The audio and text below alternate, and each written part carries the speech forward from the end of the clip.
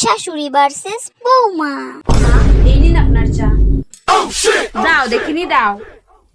মা, আপনাকে একটা কথা বলার ছিল। মা বলেছে এবারের জামাই ষষ্ঠীতে আমি আর আপনার ছেলে ওই বাড়িতে যেতে।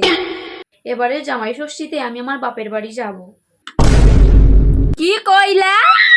জামাই ষষ্ঠীতে বাপের বাড়ি যাইবা? আমার যে মেয়ে জামাই আইবো, ঘরে রাইন্দা বাইরা খেয়ে খাওয়াইবো। আসলে মা, কোনো বছর তো যাওয়া হয় না। না না না না, তোমার যাওন হইব না। যাও কাজ কাম করো, ঘর দুয়ার পরিষ্কার করো গিয়া।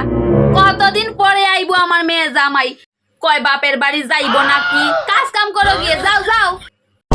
জানতাম বুড়িটা আমাকে যেতে দেবে না। যখনই আমি বাপের বাড়িতে যাওয়ার কথা বলি, ওনার ওই হয়েছে এই হয়েছে, মেয়ে আসবে, আমাকে শুধু আটকে দেওয়ার ধান্দা। আমি যাই করুন, এবার তো আমি বাপের বাড়িতে যাবই যাব। একটা কিছু করতেই হবে যাতে আমি যেতে পারি। যাই, সেই ব্যবস্থাই করি। হ্যালো মাসিমা, ভালো আছেন? হ্যাঁ হ্যাঁ, আমরা সবাই ভালো আছি।